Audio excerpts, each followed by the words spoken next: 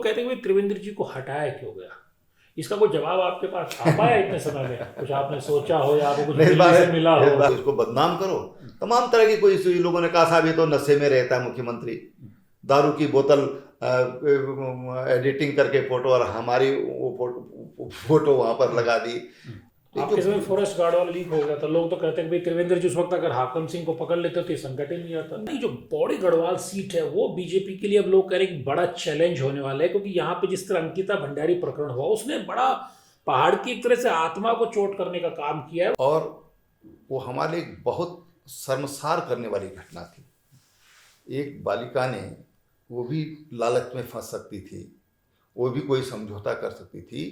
Bulldozer चलाया गया, वो कैसे चलाया गया किसका ऑर्डर? मुख्यमंत्री कहते हैं हमारी तरफ से कोई आदेश नहीं है, जिलाधिकारी कहते हैं हमारी तरफ से कोई आदेश नहीं है। नमस्कार।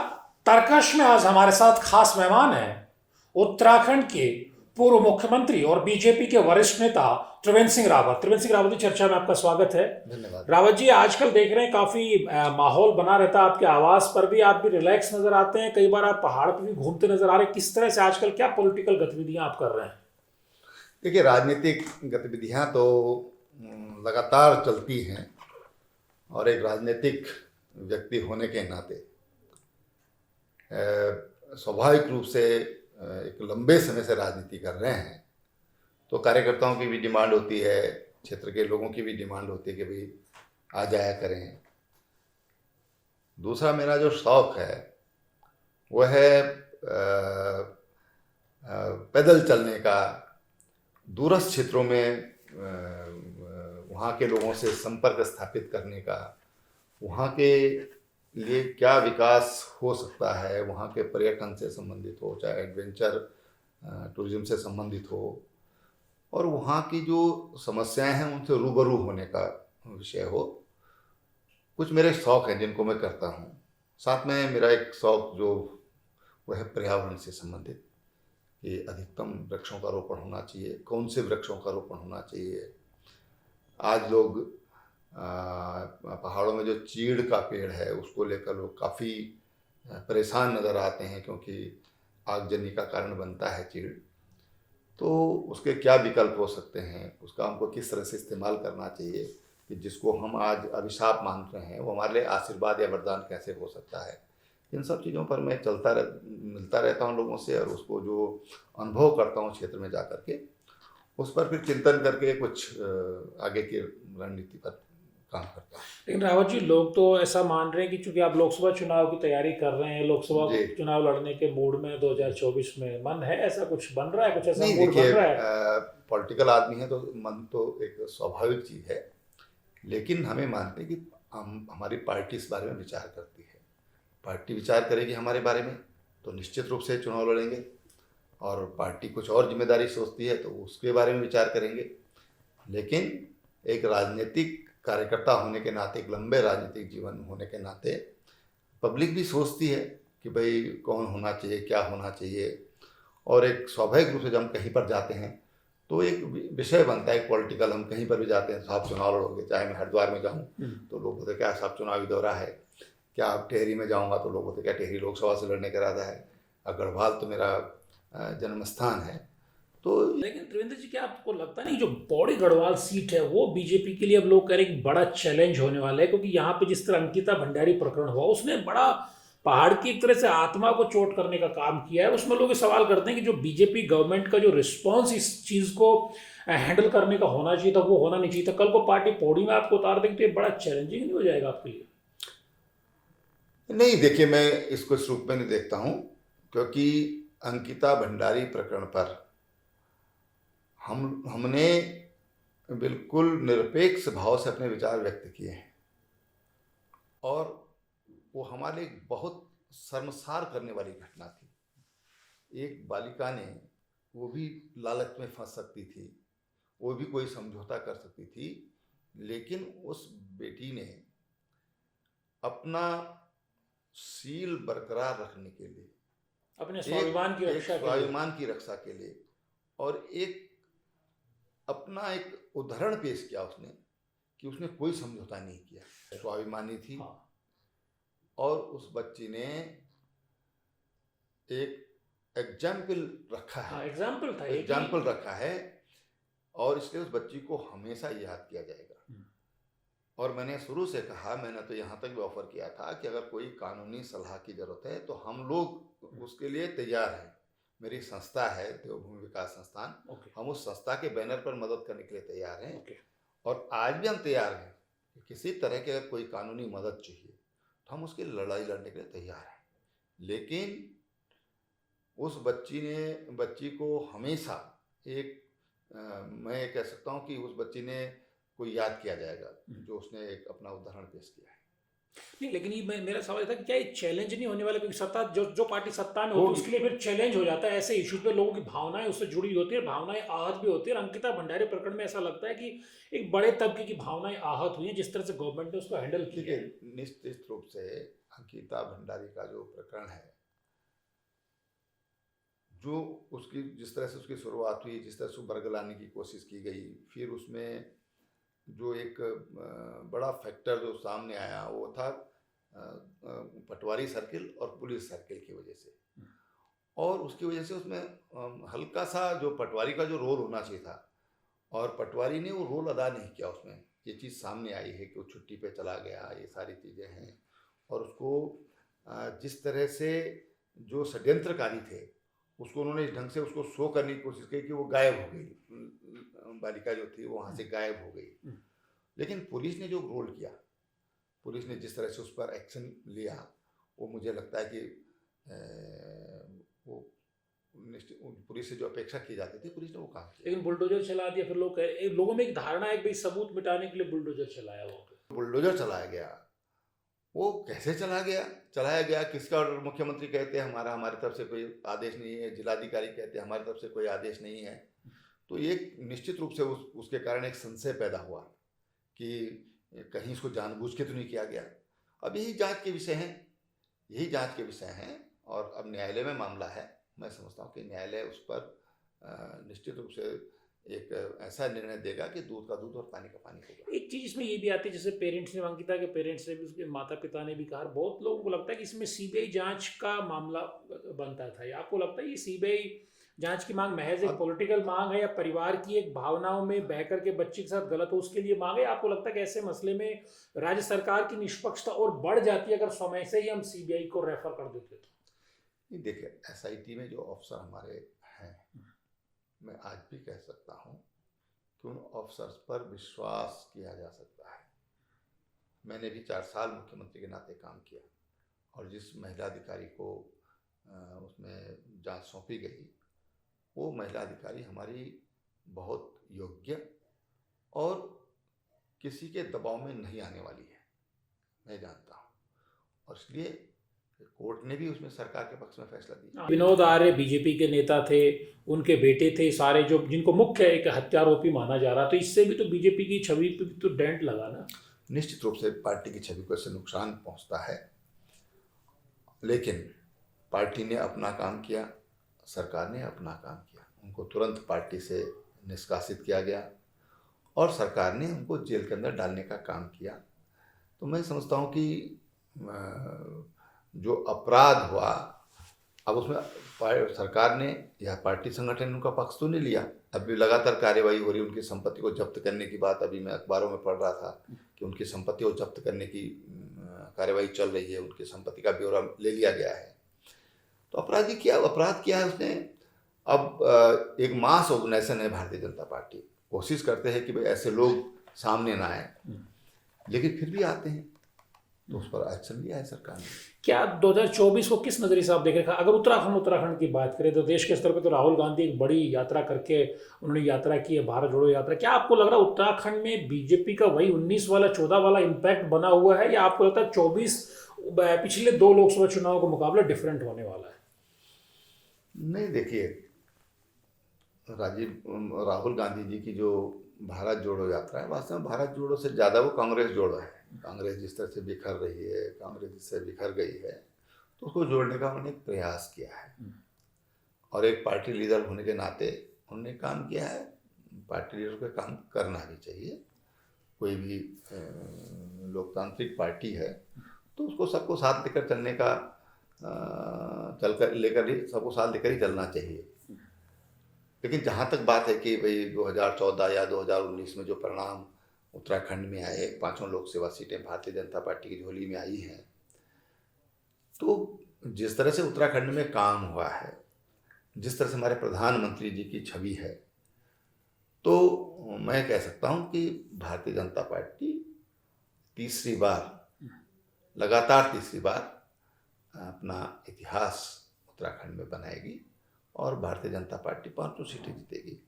इसलिए जीतेगी, एक तो पार्टी का जो तंत्र है एक मजबूत तंत्र है, दूसरा जो चुनाव होने वाला है ये विधानसभा का चुनाव नहीं है, लोकसभा का चुनाव है। तो स्वाभाविक रूप से एक प्रधानमंत्री के लिए, एक अच्छी केंद्र में अच्छी सरकार के लिए प्रदेश की जनता को मतदान करना है, मतदाताओं को अपने जनप्रतिनिधि चुनने हैं। तो मुझे पूरा विश्वास है कि एक बार फिर भारतीय जनता पार्टी 5 सीट उत्तराखंड से जीत के।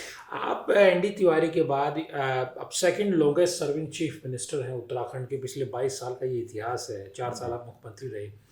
क्या गवर्नेंस को लेकर जब बात आती है, जैसे अभी मैं आज सुबह भी कुछ लोगों से बात कर रहा था, तो लोगों ने कहा भाई हम कहते हैं कि हम ऊर्जा प्रदेश बनेंगे, फिर हम कहते हैं हम पर्यटन प्रदेश बनेंगे, लेकिन हमारी छवि तो एक खनन प्रदेश की बन गई है।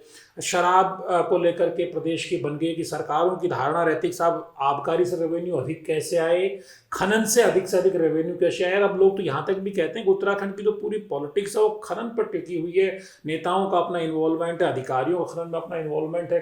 क्या आपको लगता है कि हम पर्यटन प्रदेश, ऊर्जा प्रदेश बनने के बजाय हम खनन प्रदेश बन गए? आप ऐसा फील करते हैं? आपने जो सवाल पूछा है, मैं रात को भी, आज सुबह उठते भी मेरे मन में विचार आ रहा था कि आखिर हम किधर जा रहे हैं। मतलब अभी 12-15 घंटे के अंदर अंदर बात दिमाग में बार बार आती हैं, लेकिन 12-15 घंटे से काफ़ी गंभीरता से इस विषय पर सोच रहा था कि आखिर हम कर क्या रहे हैं और स्टेट कैसे हमारी प्रोग्रेस कर सकती है, कैसे आगे बढ़ सकती है। एक मैं थोड़ा निरपेक्ष भाव से बोल रहा हूँ और दलगत भाव से उठकर बोल रहा हूँ, और एक सैद्धांतिक पक्ष बोल रहा हूँ कि पैसा और सत्ता, इसका जो तालमेल है ये लोकतंत्र के लिए ठीक नहीं है। लोग धनपति भी बनना चाहते हैं और राजनेता भी बनना चाहते हैं। ये दोनों चीजें जब एक मुट्ठी में जाएंगी तो उसमें से लोकतंत्र को नुकसान पहुंचेगा, निरंकुशता बढ़ेगी और पैसा हावी होगा। ये लोकतंत्र के भविष्य के लिए, लोकतंत्र के स्वास्थ्य के लिए ठीक नहीं है। राज्य की जो वास्तविक प्रगति हो सकती है, देखिए खनन से भी राजस्व मिलता है, लेकिन वो एक ईशोपनिषद का पहला श्लोक है, ईसा वास्यमिदं सर्वम यत्किंच जगत्याम जगत तेन त्यक्तेन भुंजीता माँ घृता कसुद्धनम। कि भाई जो भी चीजें, वस्तु जो भी है ईश्वर के से प्रदत्त हैं, प्रकृति ने हमको दी है, हमको उसका उपभोग त्याग पूर्वक करना चाहिए। ये बेशुमार जो खनन है, इससे पर्यावरण को कितना बड़ा नुकसान हो रहा है, ये एक बहुत गंभीर इशू है। कम और ज्यादा हर सरकार, चाहे आपकी सरकार हो, चाहे हरीश रावत जी की सरकार हो, अभी धामी जी की सरकार हो, खनन को लेकर लोग बड़ी चिंता जताते हैं कि खनन से मुक्ति हमारे राजनेता नहीं पा रहे। नहीं, देखिए हमारी सरकार है उससे इस तरह उसका कोई अच्छा कोई मैकेनिज्म नहीं बना पा रहे। मैं आपको बताऊं कि देश में सबसे ज्यादा जो इरोजन होता है वो उत्तराखंड में होता है, और उत्तराखंड में भी गढ़वाल में होता है। इसलिए होता है कि यहाँ पर एकदम खड़ी चट्टानें हैं। दूसरी चीज, हिमालय जो है ये एकदम लगा हुआ है तो फ्रेजाइल है, उसके कारण बारिश में यहाँ बहुत ज़्यादा भूस्खलन होते हैं, और वो मिट्टी, आखिर मिट्टी है, पहाड़ टूट कर आते हैं, वो पत्थर हैं, वो हरिद्वार और आगे बिजनौर तक चले जाते हैं। तो एक वैज्ञानिक तरीके से उसका दोहन होना चाहिए, नहीं तो साइट की जमीन को काटता है, खेतों को नुकसान पहुंचाता है, जंगलों को नुकसान पहुंचाता है। तो उसको एक वैज्ञानिक तरीके से पर्यावरण का ध्यान रखते हुए उसका दोहन होना जैसे चाहिए। रावत जी आपने कहा था कि हम ऋषि ये जो हमारी जो ऋषि पुराणा बना देंगे, पानी बहेगा। आज धामी जी कह रहे हैं 2025 में हम उत्तराखंड को सर्वश्रेष्ठ राज्य बना देंगे, ड्रग्स फ्री बना देंगे। लेकिन वो तो हर मुख्यमंत्री कहता है, लेकिन धरातल पे भी तो उतरना चाहिए ना। नहीं देखिए, अब मैं रहा माना, रिस्पना को आप कहाँ ऋषि पुराणा बना पाए, तो अभी क्या गारंटी नहीं 25 में देखिए उत्तराखंड सर्वश्रेष्ठ बन नहीं, जाएगा। उस पर काम चल रहा है रिस्पना नदी पर, और उस पर जो विस्थापन होना है सौंग से, क्योंकि रिस्पना को पुनर्जीवन करने के लिए उसमें उसकी जो योजना में है डीपीआर में, हम सौंग बांध से उसमें पानी छोड़ेंगे, तब ये सदा नीरा होगी। फिर जो रिवर बेल्ट है या जो सेड है रिस्पना का वाटर सेड जो है, उसको डेवलप करके और वो जो उसका रिचार्ज जोन बढ़ाएंगे, और उस पर काम हुआ, पूरे वृक्षारोपण का काम हुआ, उस पर कुछ जो पानी रोकने के लिए कुछ और उस पर काम हुए हैं। और जो मेजर पार्ट जो होगा इसमें, जब सौंग बांध हमारा बन जाएगा तो सौंग बांध पानी से इसमें हम पूरे सिटी को पीने का पानी भी देंगे, और साथ में एक सर्टेन क्वांटिटी में जो पानी है वो भी रिस्पना नदी में छोड़ेंगे। तो उस पर काम चल रहा है, और उस पर जो एनजीटी की क्लियरेंस हो चुकी हैं, मुझे लगता है कि बहुत जल्दी सौंग नदी का बांध बनेगा और फिर रिस्पना का पुनर्जीवन। नहीं, लेकिन अब आपके जाने के बाद आपके तो बहुत सारे फैसले पलट दिए गए। अभी कोई चर्चा सौंग नदी पे बांध को लेकर के या ऋषि पुराणा बनाने के लिए उस तरह की गतिविधि, उस तरह की गर्माहट नहीं देखी जाती जो आपके समय में थी। फिर जैसे जो देवस्थानम बोर्ड वाला फैसला भी पलट दिया गया, गैरसैंण वाला फैसला, कमिश्नरी वाला भी पलट दिया गया। तो क्या आपको लगता है कि एक ही पार्टी की सरकार हो, चीफ मिनिस्टर चेंज होता तो फैसले पलट दिए जाना ये स्वाभाविक है? नहीं, या ये देखिए, हमने रिस्पना के पुनर्जन्म का काम शुरू किया, कोशी नदी पर काम किया, और वहाँ बगल में गगास या कोई है उस पर काम किया। हर जिले में कुछ ना कुछ गतिविधि शुरू हुई। तो मैंने जैसे आपको शुरू में कहा कि जो लीडर होता है उसका एक अपना विजन होता है, और उस विजन के आधार पर वो काम करता है। स्वाभाविक रूप से उसकी जो प्राथमिकता होती है उस पर वो काम करता है। तो मुझे लगता है कि ऐसा ही कुछ राज्य में हो रहा है। लोग कहते हैं कि त्रिवेंद्र जी को हटाया क्यों गया, इसका कोई जवाब आपके पास आ पाया इतने समय में? कुछ आपने सोचा हो या आपको कुछ से मिला हो? इस बारे में मैं कुछ नहीं सोचता हूँ। मैं तो ये सोचता हूँ कि जो हुआ सब ठीक हुआ। नहीं, लेकिन जैसे चूंकि आप उस सर्किल का हिस्सा बन गए ना, जहाँ पे नेता को बनाया भी जाता है, फिर नेता को हटाया भी जाता है, तो रीजन क्या होते हैं बनाने के और हटाने के? रीजन क्या होते हैं? कुछ तो आपने तो इसका तो मंथन कर लिया होगा। आप तो जर्नलिस्ट भी रहे हैं, मननशील हैं, लिखते भी हैं, पढ़ते भी हैं, नहीं, चिंतनशील हैं। मैं मानता हूं कि मुझ में कोई कमियां रही होंगी और इसलिए मुझे हटाया गया। कुछ लोग कह रहे हैं कि आपके खिलाफ एक ऐसा माहौल बना दिया गया, आपने उन चीज़ों को नज़रअंदाज किया और एक ऐसा माहौल बना, जैसे अभी भी रिसेंटली थोड़े दिन समय पहले कहा गया कि त्रिवेंद्र सिंह रावत बीजेपी के विधायकों को तोड़ के कांग्रेस के विधायक जोड़ के सरकार बना रहे हैं। ये इस तरह की चीज़ें आपको लेके क्यों उठती रहती हैं? मुझे ऐसा लगता है कि राजनीति के हिस्से हो गई ये चीज़ें। नहीं, ये किसी को यकीन कैसे हो पाएगा त्रिवेंद्र सिंह रावत बीजेपी छोड़ करके कोई बना लेंगे? ऐसी भी अफवाह उड़ा दी लोगों ने। अब किसी को ऐसी गफलत हो जाए तो क्या कहा जा सकता है। और मैंने हमेशा ये कहा है कि मैं एक विचारधारा का कार्यकर्ता हूँ, और मेरी एक भिन्न विचारधारा है, मेरी पार्टी की एक भिन्न विचारधारा है, जिस विचारधारा के आधार पर हम काम करते हैं। हम मौसम देख के बीजेपी में नहीं आए हुए हैं, सही बात। माहौल देखकर बीजेपी में नहीं आएंगे, अपनी महत्वाकांक्षा पूर्ति के लिए भाजपा में नहीं आए हैं। हम तो सोचा भी नहीं था कि कभी भाजपा की राज्य में सरकार बनेगी, देश में सरकार बनेगी, और लगातार तीसरी बार भी भाजपा की सरकार बनेगी, ऐसा हम सोचते भी नहीं थे। हम तो ये सोचते थे कि विचारधारा के लिए काम कर रहे हैं, इस विचारधारा को मजबूत करना है ताकि हमारा देश मजबूत हो। हम तो एक राष्ट्रवाद की भावना से प्रेरित होकर के और पार्टी से जुड़े थे, और वो जुड़े रहेंगे। कुछ राजनीतिक जानकारों का ये मानना है कि जिस तरह आपने गैरसैंण में एकदम से डिसीजन लिया, लोगों का ये तो अच्छा भी आपने गैरसैंण को ग्रीष्मकालीन राजधानी बनाई, एक बड़ा आपने लिया, फिर आपने कहा कि भाई कमिश्नरी भी बना देंगे, 2 जिले गढ़वाल के, 2 कुमाऊं का आपने ले लिया। लोग कहें कि इससे थोड़ा सा लोगों की एक जो सांस्कृतिक पहचान थी उसको आपने कहीं से चोट मार दिया। उससे पहले आप लोगों ने देवस्थानम बोर्ड पे भी एक बड़े तबके को आपने नाराज कर रखा था, तो इस तरह कई नाराजगियां आपने मोल ले ली देखिए, थी, इसलिए दिल्ली ने आपको हटाया। देवस्थानम बोर्ड की जहाँ तक बात है, मैं नहीं लगता कि बड़ा तबका कोई नाराज था उससे। तीर्थ पुरोहित तो थे, बड़ा हल्ला तो पूरा हो रहा ठीक था। है, देखिए मैंने ये कहा ना कि हमने एक बहुत लंबा सोच करके सब कुछ किया था, और केवल 4 धाम नहीं है, बद्रीनाथ, केदारनाथ, गंगोत्री, यमुनोत्री, सैकड़ों मंदिर हैं। और बद्री केदार मंदिर समिति के अंदर अनेक ऐसे मंदिर हैं जो जिनकी आर्थिकी नहीं है। अब त्रिजुगी नारायण है, त्रिजुगी नारायण जहाँ शिव पार्वती का विवाह हुआ, उस मंदिर की तो वो लोग कहते थे हम देवस्थानम बोर्ड होना चाहिए, खुले उन्होंने मीडिया के सामने कहा, उनको धमकाया भी गया।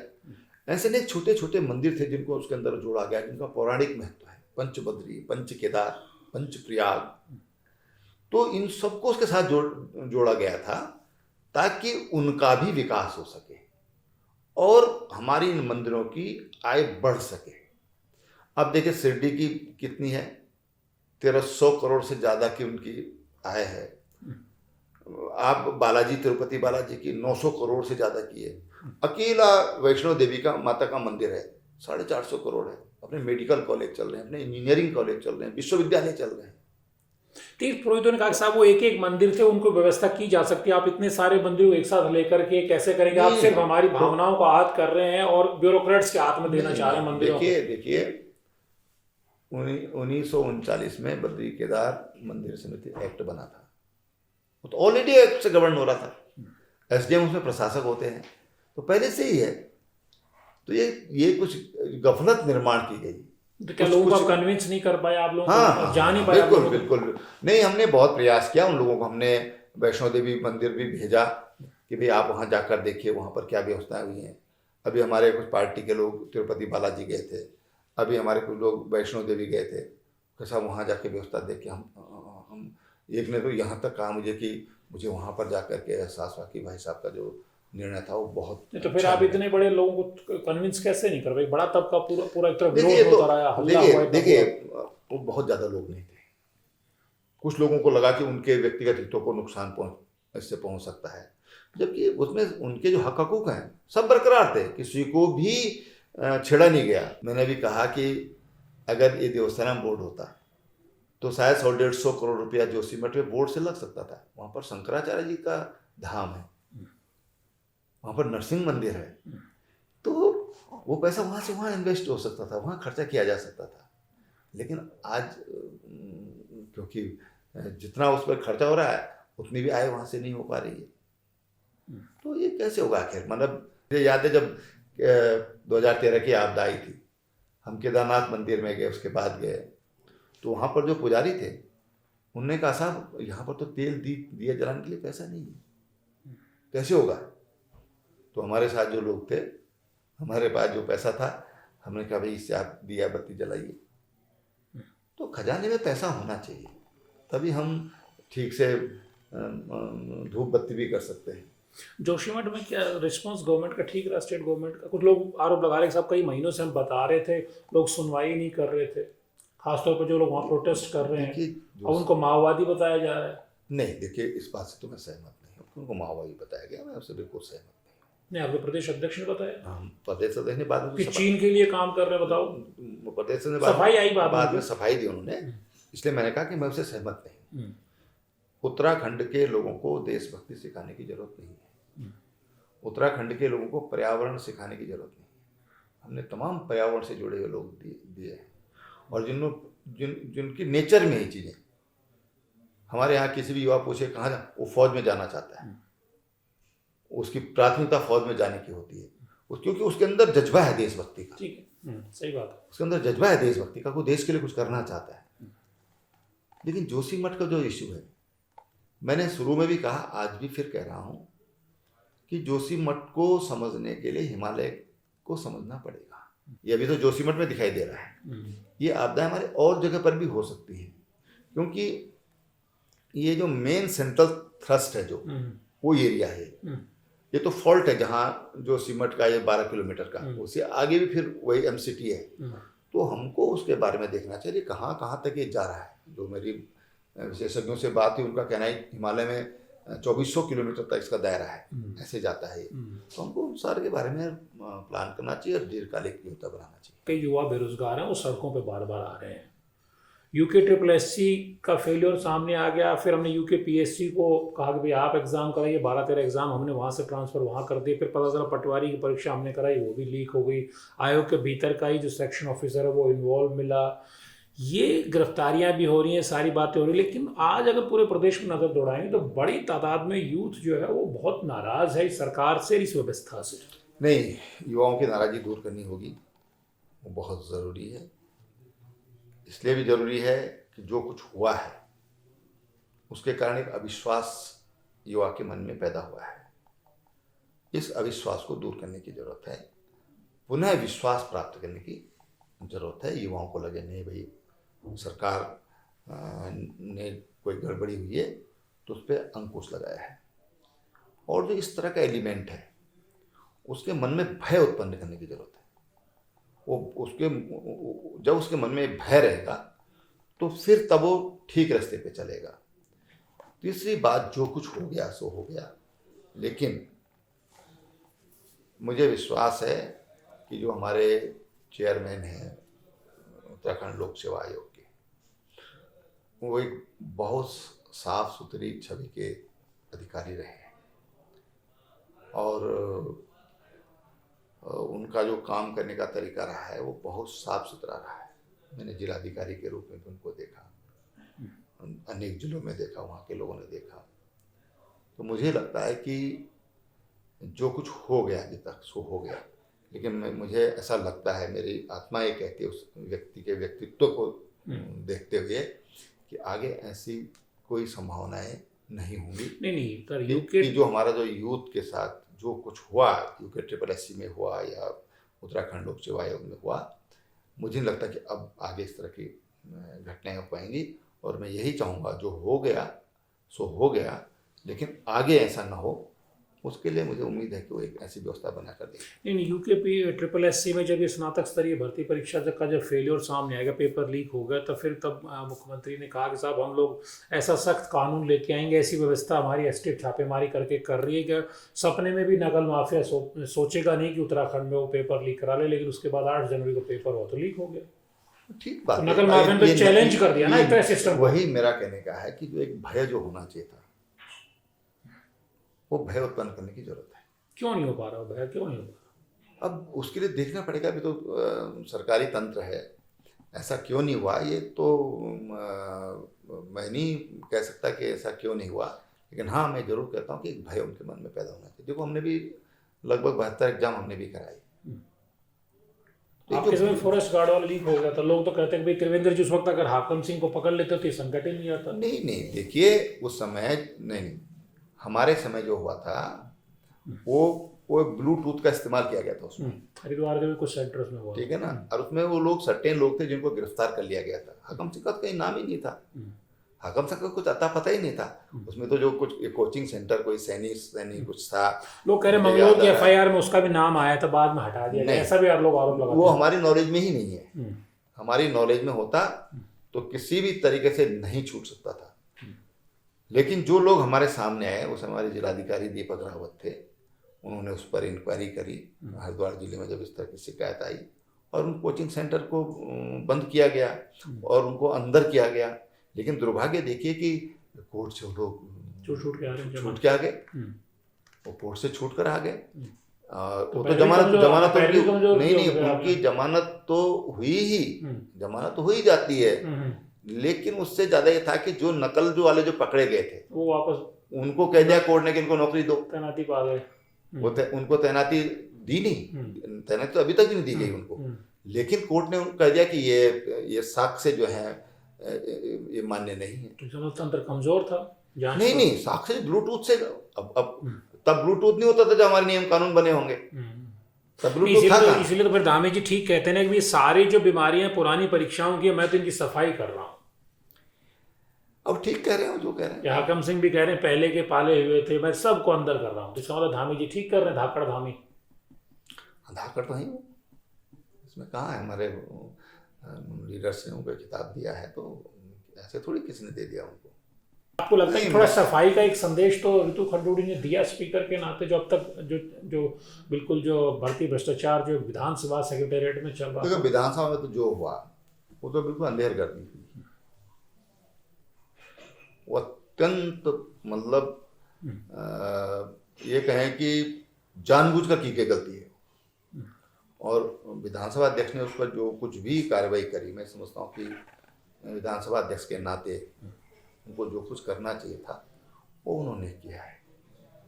कुछ लोग कह रहे हैं कि अधूरी कार्रवाई है, कुछ लोग कह रहे हैं कि भाई 15 से पहले वाले लोगों को भी करना चाहिए था। आपका इसमें व्यू क्या है? क्या 2016 जो कुंजवाल अग्रवाल वाले लोगों पे एक्शन तो रितु खडूड़ी लिया, लेकिन कुछ लोग कह रहे हैं भाई पहले वालों पे लेना चाहिए। आपका व्यू क्या है? आप कैसे इसको देखते हैं? देखिए ना, क्योंकि वो स्थायी हो गए हैं। अब हाँ, स्थायी लोगों को हटाने के लिए या कुछ भी करने के लिए तो वो टेक्निकल चीज़ें हो गई, लीगल चीज़ें हो गई, और उसमें तो थोड़ा कार्मिक विभाग से उनको परामर्श लेके ही जो कुछ भी करना हो वो उनको करना होगा। लेकिन ये तो जो हटाए गए नितांत अडोक बेस्ड लोग थे, जिनको गैरसैंण के नाम पर भर्ती किया गया, तो ऐसे लोग थे। और जो उसमें जो एक सामान्य प्रक्रिया जो भर्ती की होनी चाहिए उनको निभाना चाहिए। हमारे कहना है कि देखिए, हम लोग नियम कानून कौन बनाता है? जनप्रतिनिधि बनाते हैं, विधानसभा बनाती है, और फिर हमें उस कानून को तोड़ते हैं। नहीं, आपने उस फाइल को, जब प्रेमचंद अग्रवाल ने वो फाइल आपके पास भेजी, आपने उस फाइल का अनुमोदन तो नहीं किया, लेकिन एक्शन उससे ज़्यादा तो आप भी नहीं ले पाए, आपकी रिजीम में भी नहीं हुआ। नहीं, एक्शन क्या लेना था, उस समय कुछ था ही नहीं। नहीं, कुंजवाल के समय का तो प्रकरण था, आप लोग नहीं, तो हमारे विपक्ष सामने में थे, कोई- विपक्ष में थे तो खूब आप लोग हल्ला हमारे मचाते थे कि साहब ये सामने- गलत भर्तियां हो हमारे गई। सामने कभी प्रकरण आया ही नहीं। किसी ने उठाया नहीं। जब वो नियुक्तियां हुई थी, हाँ। तो उस समय कुंजवाल जी ने वो नियुक्तियां की थी, उनकी सरकार थी इसलिए उन्होंने किया था, लेकिन हमारे सामने ये सवाल कभी आया नहीं। फिर देखिए, ये वो क्षेत्र विधानसभा अध्यक्ष का है।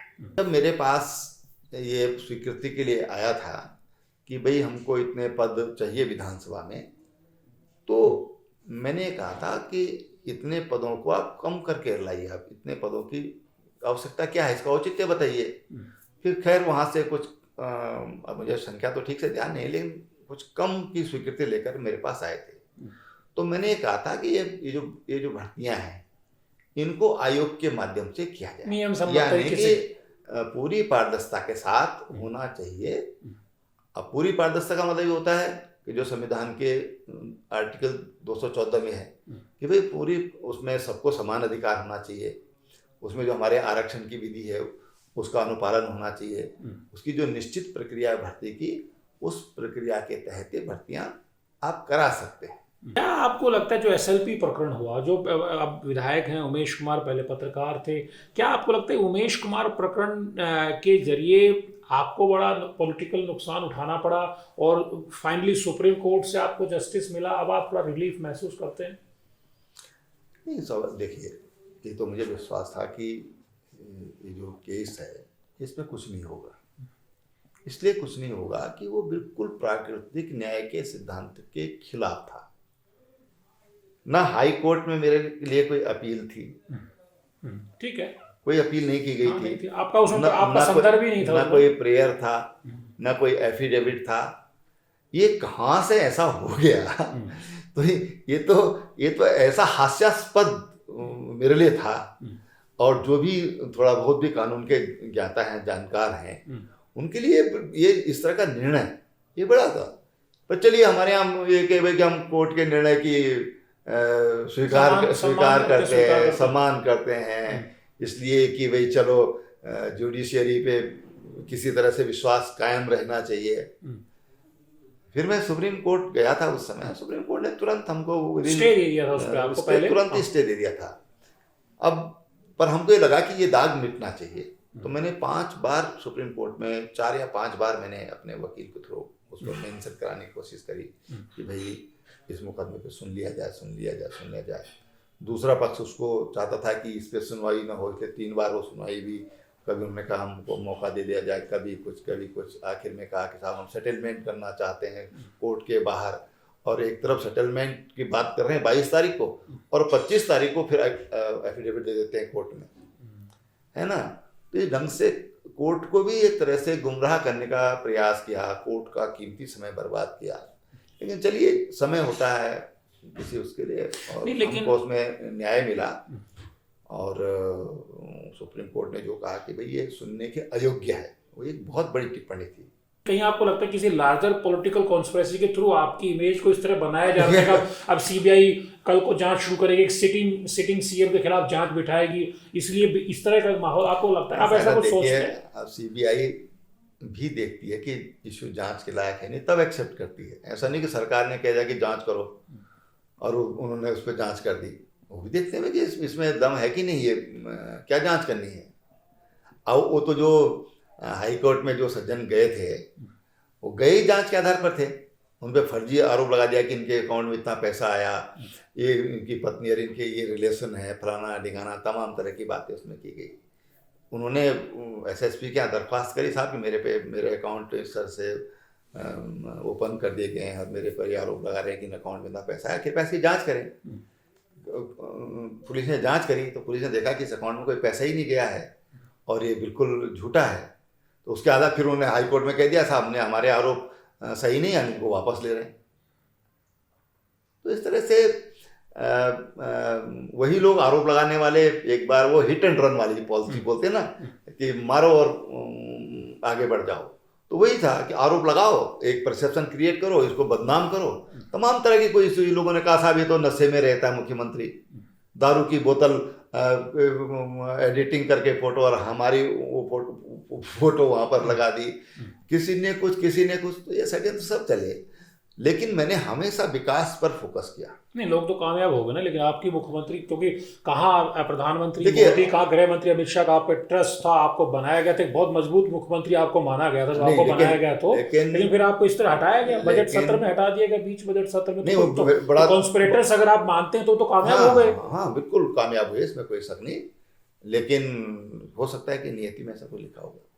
लेकिन जिस तरह से उमेश कुमार कहते हैं कि भाई हम लोग तो मुख्यमंत्रियों की बलि लेते हैं, तो आपकी बलि का, आपका भी नाम उसमें शामिल किया जाता है। अपने मुंह मियां कुछ लोगों को आदत होती है अपने मुंह मियां मिठू बनने की, तो वो बने, उसके लिए क्या कह सकते हैं। लेकिन अब तो उमेश कुमार विधायक हैं, उत्तराखंड के विधायक हैं, तो अब तो वो आप ही के पाले में आ गए, राजनीति के पाले में आ गए हैं, पत्रकारिता से निकल के।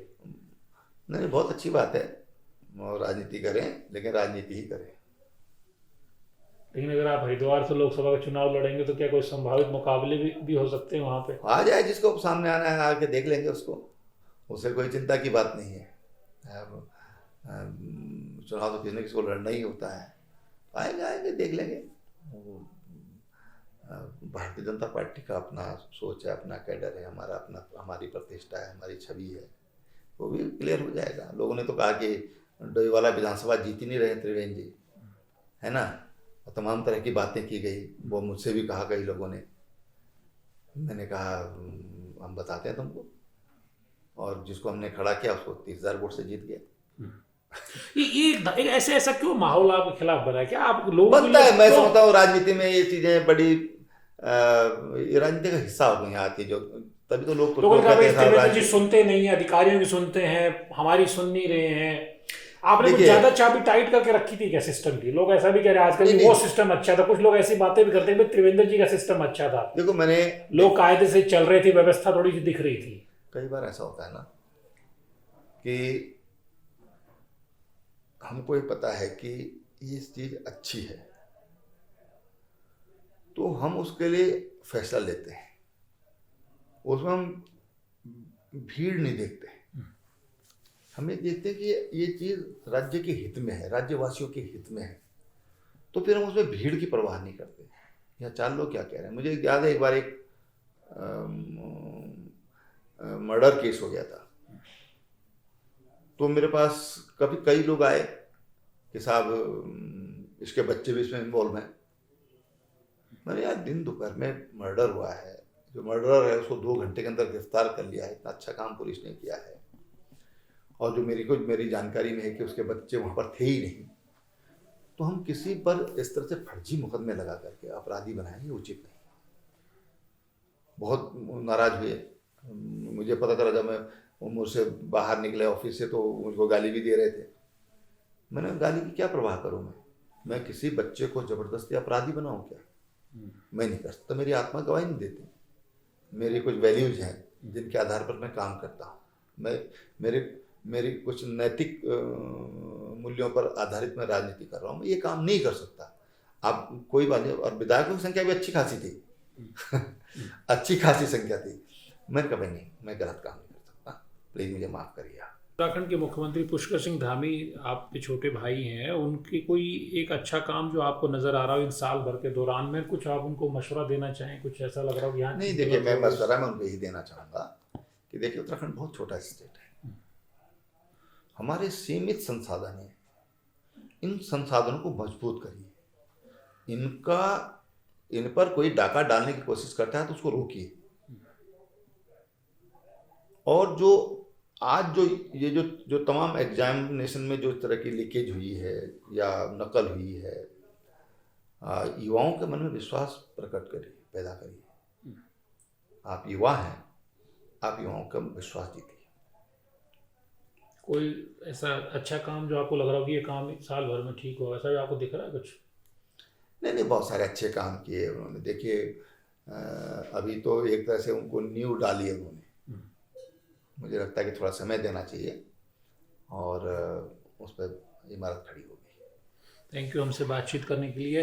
तो त्रिवेंद्र सिंह रावत जी का 4 साल का कार्यकाल रहा, तमाम तरह की बातें हैं, लेकिन जिस तरह से अब वो एकदम से एक नई ऊर्जा के साथ जब हम त्रिवेंद्र सिंह रावत को आज की सियासत में देख रहे हैं, क्योंकि उनके घर पे एक बड़ा जमावड़ा लगातार लगा रहता है, बड़ी तादाद में लोग आते हैं और उनकी सक्रियता भी पूरे प्रदेश में गढ़वाल, कुमाऊं, हरिद्वार, तराई मैदान वो एक्टिव नज़र आ रहे हैं। इसको लेकर के लोग तमाम तरह की बातें भी करते हैं कि बहुत संभावना है कि 2024 की किसी अपनी बड़ी भूमिका की तैयारी में वो हैं। किस तरह से उनकी आने वाले दिनों में राजनीति रहने वाली है, उस पर हम सबकी नज़र बनी रहेगी। नमस्कार।